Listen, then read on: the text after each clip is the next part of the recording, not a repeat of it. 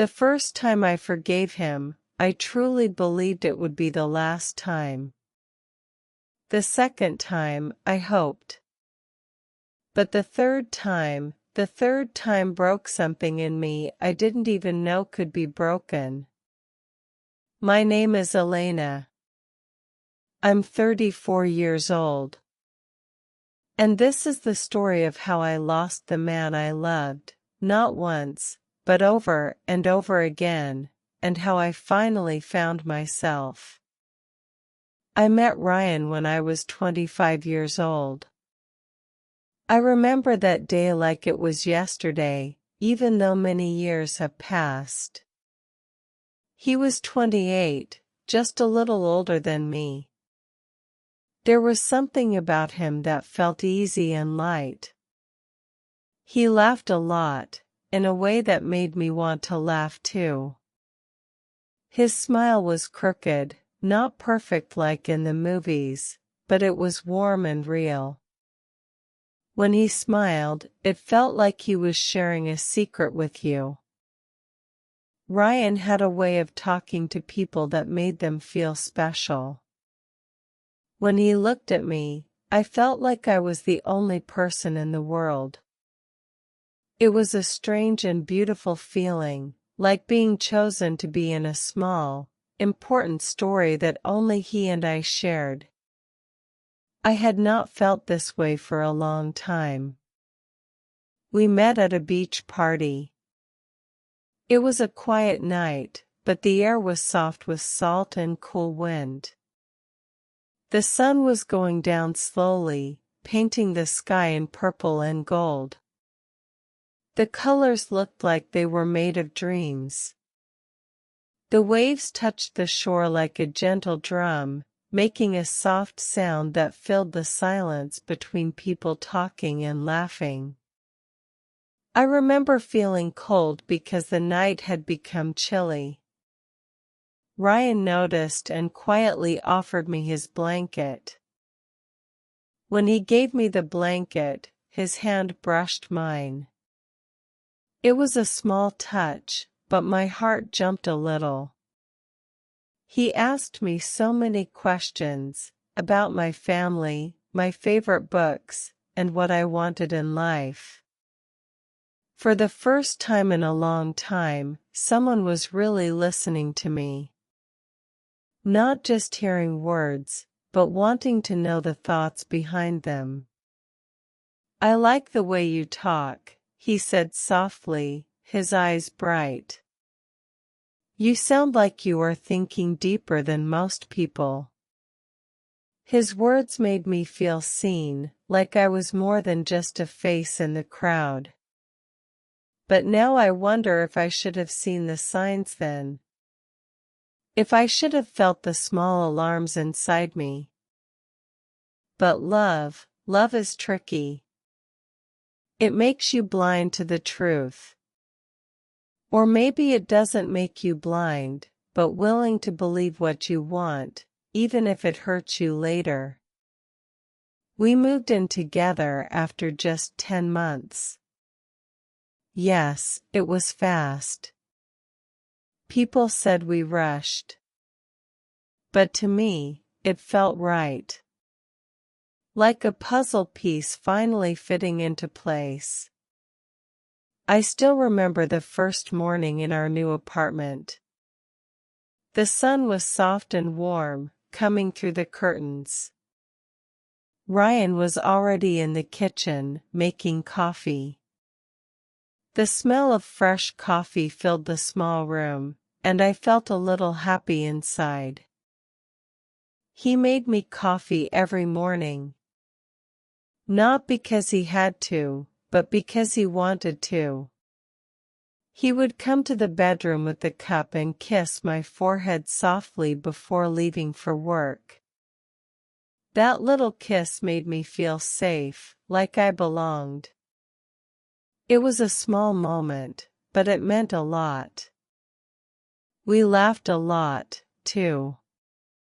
At silly things, at jokes only we understood. Those days felt light, like the world was quiet and calm around us. I thought I had found my person. The one I could trust, the one I could share my days with.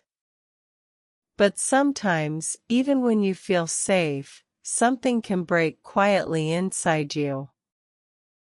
It happened 2 years after we started living together.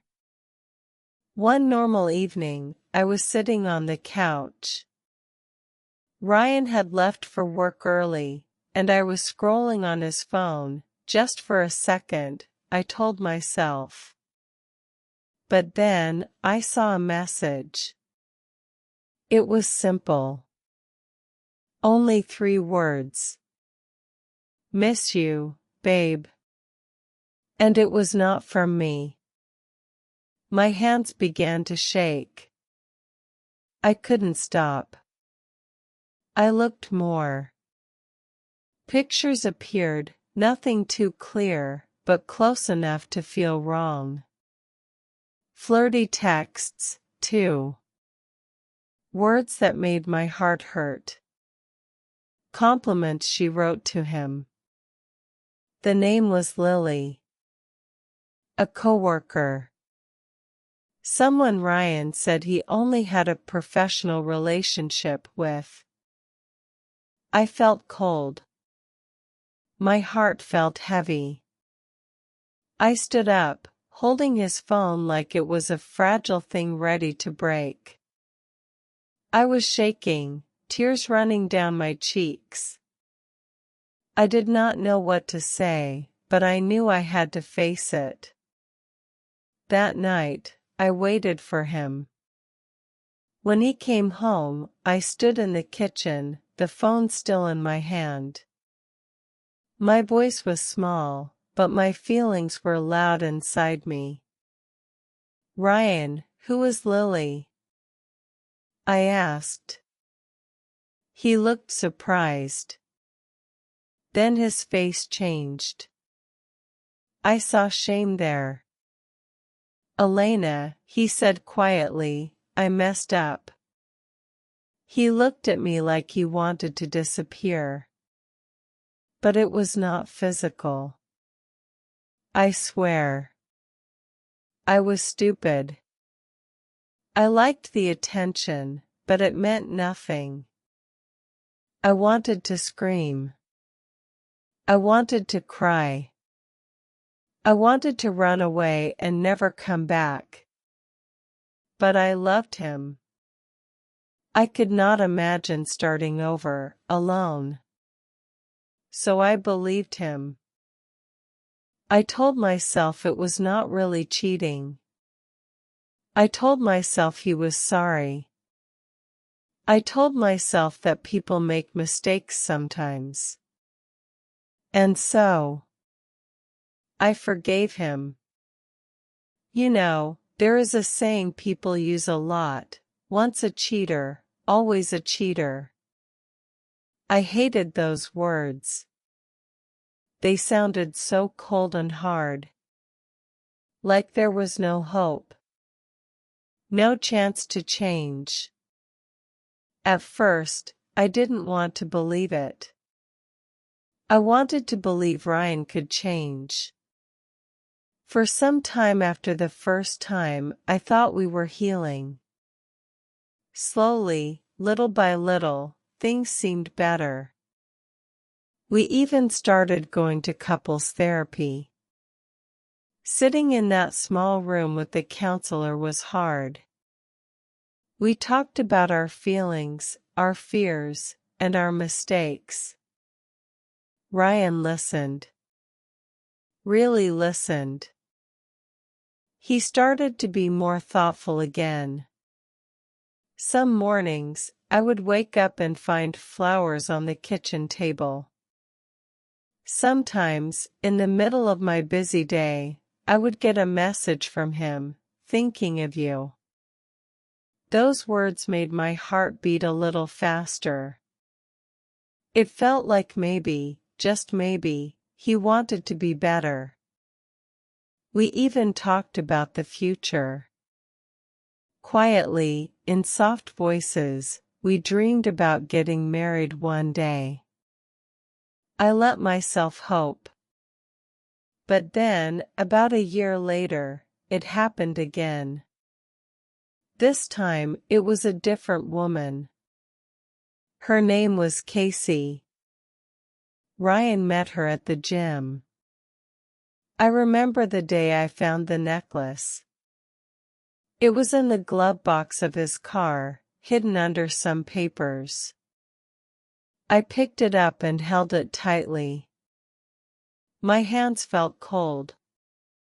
The necklace was pretty, but to me, it was a painful proof. When I asked him about it, he didn't try to hide. He looked tired and sad. He held his head in his hands and said, "She means nothing." I listened as he explained. "It was just a few times," he said quietly. "I have been so stressed. You have been distant. I didn't know how to talk to you." I laughed, but it was not a happy laugh. It was a bitter laugh, full of pain. I couldn't believe he was blaming me for what he did. "I was distant," I said softly, "because I was still trying to heal from the last time you broke my trust." His eyes filled with tears. Mine did too. He begged me not to leave. I screamed words I wish I could take back. And then, he promised again. That night, in the quiet of our small living room, he looked at me with hope in his eyes and said, "I've changed, Elena. I swear. I need you. I want to be better. Please give me one more chance." And I did. God help me. I did. For about 8 months, things were better than they had ever been. It felt like the dark clouds were finally moving away from our little world. We took a trip to Greece. I remember the bright sun and the soft sound of the sea. The blue sky was so clear, it felt like a painting. We walked together on the small streets of Santorini, holding hands, smiling without worry. We laughed a lot on that trip. The way we used to laugh before the pain came between us. It felt good. It felt real. One night, under the stars, Ryan took my hand and gave me a small ring. It was simple, but it meant everything to me. "I want to spend my life with you," he whispered, his voice soft and full of hope. We stood close, the cool night air around us, the lights of the town far below. "I know I've made mistakes," he said quietly, "but I'm not that man anymore." In that moment, I let myself believe him. For the first time in a long time, I felt a small spark of hope. Even my best friend, Natalie, noticed the change. She smiled and said, "Maybe this really is a turning point for you too." I wanted to believe that too. I wanted to believe it so much that I tried to forget the pain from before. But betrayal is like a shadow. It follows you quietly, even when you do not see it. Even when the sun shines bright, you still flinch when the light moves in a strange way. Sometimes, late at night, I would wake up suddenly, my heart beating fast. I would think about the past, about Ryan and Lily, about the necklace and the car. The hurt was not gone. It was just hidden, waiting. And I wondered if the shadow would ever leave me completely. It was a Saturday afternoon. The sun was shining bright, warm, and soft. The kind of day that feels peaceful and harmless. Birds were singing outside my window, and everything looked calm. Ryan told me he was going to meet some friends for lunch. He sounded normal, like it was just another day. But inside me, I felt something strange. It wasn't jealousy or anger. It was colder, like a small voice whispering, "Something is wrong." I couldn't explain it. I told myself not to think too much. I didn't plan to check on him. I didn't want to be the person who watched and waited. I promised myself to trust him. But then, I opened Instagram. It was just to scroll for a moment, to try and relax. And then I saw it. A tagged story from Ryan's account. It was a blurry photo, taken at a restaurant downtown. The picture was not clear, but it showed a group of people sitting around a table. Nothing unusual, just friends having lunch. Except one thing. She was there. Lily. The first woman. The one he said he had stopped talking to. The one he promised meant nothing. There she was, sitting close to him. Her face was turned toward him, smiling like she was happy to be there. His hand was on hers. I felt my body freeze. I couldn't breathe well. My heart stopped beating for a moment. I stared at the screen. 5 minutes passed. 10 minutes. I don't know how long I was there, just looking. I felt a cold sadness spreading inside me. A quiet, deep pain. Then, without thinking much, I got up. I grabbed my keys. I walked outside and got into my car. The street was busy, but inside me, everything was silent. I didn't know where I was going. I just needed to see. To know if what I saw was real. I walked into that restaurant like I was in a dream. Or maybe, a nightmare. The lights were soft and warm inside. People were talking quietly. The smell of food mixed with laughter. But all I could see was him. At first, they didn't see me. I stood a little far away, about 20 feet from the table. I didn't want to be noticed. I just wanted to watch. There he was. Ryan.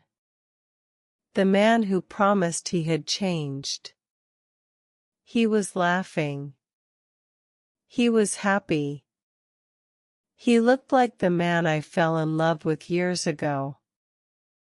The one who made me feel special and safe. Not the man I lived with now, the one who broke my heart twice. Then his eyes met mine. I saw something in his eyes. A flash of guilt. A flicker of panic. "Elena," he said quickly, standing up so fast that his chair tipped over with a loud noise. "This isn't what it looks like." His voice was shaky, like a small child who just got caught. I turned to look at Lily. She didn't even seem surprised to see me. She looked bored, like this was nothing new. My heart felt heavy. I faced Ryan and asked, "How long?" He opened his mouth to speak, but nothing came out at first. Then, very quietly, he whispered, "A few months." I laughed again. It was not a happy laugh. It was broken and bitter. And then, I said something I never thought I would say. Something I found deep inside myself, like a small fire growing strong. "You don't love me," I said slowly, feeling every word. "You love the way I forgive you." The silence after my words was loud and painful. I looked at him, and I saw the truth finally clear. He was not the man I wanted to believe in anymore. Leaving wasn't easy. Many people think when someone cheats, you just pack your things and walk away. Like it is simple. But it is not like that at all. When your life is wrapped around someone else's, when your days and nights feel connected to one person, leaving is a slow, hard process. It is like losing a dream. A future you planned together, a future that will never happen. I didn't leave and feel free right away. I moved in with my best friend, Natalie, for a while. Natalie didn't ask many questions. She didn't push me to talk before I was ready. She just gave me a glass of wine one night and sat with me quietly. I cried a lot in her small, cozy apartment. Sometimes the tears came without warning. Sometimes I didn't even know why I was crying. One evening, I found a box of old letters Ryan had written me. There were birthday cards, small love notes, and promises of forever. My hand shook as I picked them up. Each letter reminded me of happy times and broken dreams. I sat on the floor, holding the box close. Then, slowly, I lit a match. I dropped it on the paper. The flames began to burn the letters. The paper curled and turned black. Smoke rose softly into the air. As I watched the fire eat the paper, I felt something change inside me. With every curl of smoke, I felt a little lighter. A little less trapped. It was like letting go of a heavy stone I had carried for too long. And maybe, just maybe, I could start to breathe again. The hardest part wasn't losing him. No, the hardest part was losing the version of me that loved him. The girl who believed every apology, even the ones that didn't feel true. The woman who thought love meant staying, no matter what. The person who mixed up loyalty with hurting herself. I thought being loyal was good. That it meant I should forgive and forget, again and again. But slowly, I learned something very important. People don't change just because you love them. They change because they want to change. And Ryan never wanted to change.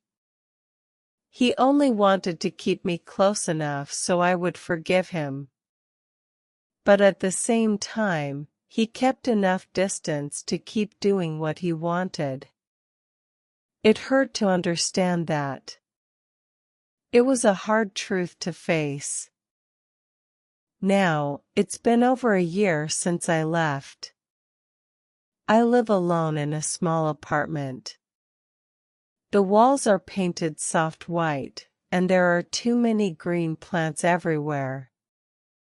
There are not enough chairs, because sometimes I forget to buy new ones. But the plants make me happy.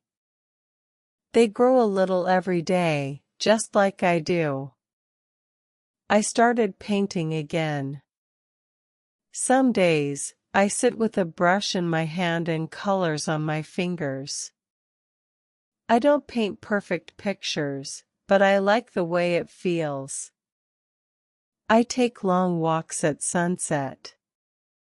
The sky turns orange and pink, soft colors that calm my heart. I drink my coffee slowly in the mornings. Sometimes I watch the steam rise and think about how small things can feel big when you are healing. Some days, I still feel the ache of him. The sadness and pain come like a quiet song I used to know the words to. But now, the song is softer. It doesn't hurt as much. The other day, I saw Ryan at the grocery store. He smiled like nothing had happened. He asked me how I was. I looked him in the eyes and said, "Better." He nodded. Maybe he didn't understand what I really meant. But I didn't need him to understand. Because this time I understood myself. And that was enough. I don't hate him anymore. The anger and pain have softened inside me. But I know one thing for sure, I will never go back. I have learned something important. Peace is better than promises that are broken again and again. Real love does not ask you to make yourself smaller. It does not ask you to break or to beg for care. Real love meets you exactly where you are. It stays with you, gentle and strong, through all the good and the hard times.